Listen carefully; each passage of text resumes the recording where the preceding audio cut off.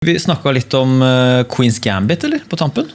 Ja, kan vi godt. Ja, hva synes du om serien? Det er jo litt kjedelig at den er jo liksom forbi sin prime nå, men hva synes du om serien da? Altså For det første, jeg synes jo det var spennende. Altså bare serien i seg selv var spennende å se på. Men som sjakkspiller så synes jeg det var godt laget, rett og slett. At det var gode partier fra... Sorry. Der kom pilsen. Der kom den, vet du. Det går rett gjennom systemet. Det var godt laget. Det var gode partifragmenter. Det var lite feil sånn sett. Men det er kanskje i stor grad også fordi har lave standarder på akkurat det der, fordi de pleier å gjøre sjakken dårlig i filmer og serier og i Hollywood. Det er jo så mye latskap, rett og slett. Så jeg synes det var veldig bra. En del ting som er litt fjasete og sånn dramatisert fortsatt, men det kan man tilgi dem. Så det har jo også gjort at sjakken har jo hatt en veldig god tid i stor grad online da, under pandemien. Men hva var det, tenkte du noe sånn underveis at, for du konsulterte ikke filmen, eller var ikke noe med i research på det? De spurte ikke deg noe om... Jeg tror Kasparov var med en del. Ok, ja. Ja, jeg tror det var kreditert forresten. Nei, men det som var interessant for meg var jo å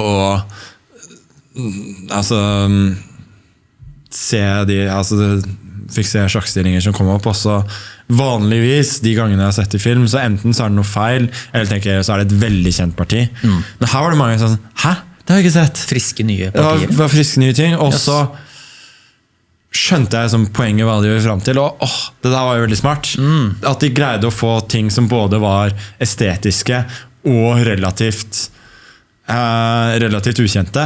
Det tror jeg jo da Gary har mye av æren for, men det som sjakkpurist da, på en måte, så var jo det veldig, veldig tilfredsstillende. Så jeg brukte jo mye av serien bare på det, å sitte og bli fascinert over sjakkfragmentene. Men følte du at serien var liksom litt basert på deg, eller hovedkarakteren hadde noen sånn fellestrekk med deg? For det var liksom noen som ville prøve å dra det i den retningen der, jeg kunne se sånne skriverier og sånt. Ja, jeg tror det var mer basert på Fischer, egentlig. Liksom litt kvinnelig versjon av Fischer. Men jeg likte i hvert fall, en ting jeg likte veldig godt med serien var at hun respekterer spillet i veldig stor grad, på en måte. Altså at hun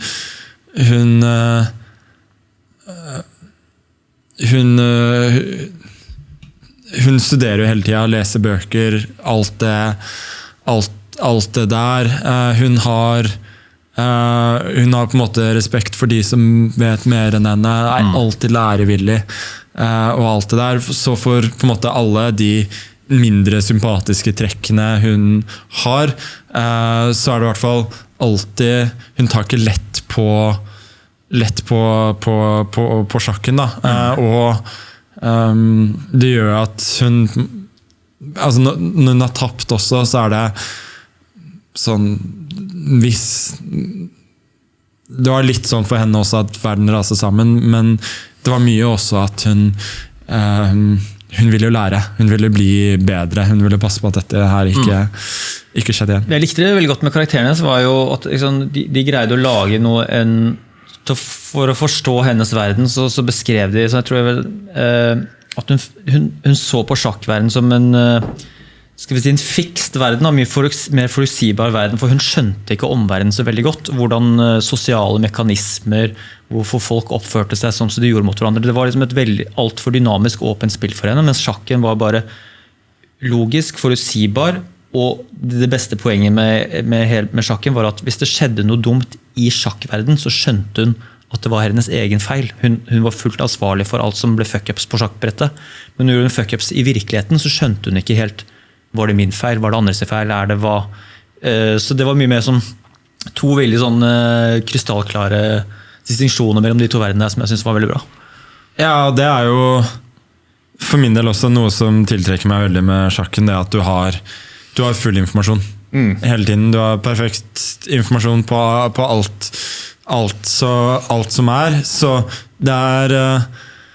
det jo mye muligheter, mange valg man må ta, men du har de rammene som alle klar over reglene, det ikke noe flaks eller uflaks, og som du sier, de feilene man gjør, det går det an å rette opp på en måte, og du sitter aldri igjen med å tenke at hva kunne jeg gjort annerledes her. Og det der med det må også være noe du kan kjenne inn i, det der, at hun konstant bebreider seg selv da, for alle fuck-upsene hun gjør i spillet. Så selv sånne feil som ikke hun kapabel til å kunne se, så går hun og bebreider seg selv at hvorfor var jeg ikke bedre forberedt, hvorfor gjorde jeg ikke det, hvorfor tenkte jeg meg ikke om, og hele tiden. Så det en veldig vanlig sjakkting. Ja, altså, det ikke ofte jeg fornøyd med partiet jeg har spilt. Det kan jeg love deg. Hva skal til for at du skal bli fornøyd med partiet? Det skjer jo nesten ikke i det hele tatt. Da skal jeg spilt tilnærmet perfekt. For nesten alltid så føler jeg at jeg har gjort en unødvendig feil, rett og slett at det her visste jeg egentlig bedre. At her på en måte prosessen har ikke vært god nok, rett og slett. Og når det gjelder prosessen, så trenger jeg ikke nødvendigvis ha gjort en feil. Det kan være et eller annet jeg har oversett, et eller annet som jeg regnet feil, og så har jeg vært heldig, og da viser seg at selv om jeg har regnet feil, så hadde jeg fortsatt kommet til riktig konklusjon, og det kan du jo si, det skjer jo fordi man har god intuisjon, men det gir meg fortsatt sånn en dårlig følelse, fordi da har du ikke kontroll, og det veldig ofte at det partier hvor jeg blir eksperter og alt mulig roser meg veldig for det, mens jeg ender opp med at jeg var ikke fornøyd. Det var, jeg vet den og den og den tingen gjorde jeg feil, og det hadde ikke noe å si denne gangen, og jeg kan fortsatt ikke ha gjort alle de trekkene som jeg skulle gjøre allikevel, men jeg vet at jeg har ikke gjort det på helt riktig måte. Det har jeg jo da, nå det så lenge siden jeg har spilt så lite langsjakk at det har vært mindre anledning til å være hard med seg selv. I lynhurtigsjakk så det vanskeligere å være så beinhard, rett og slett. Så det ser jeg frem til nå snart med å spille langsjakk igjen, og kunne være ordentlig selvkritisk.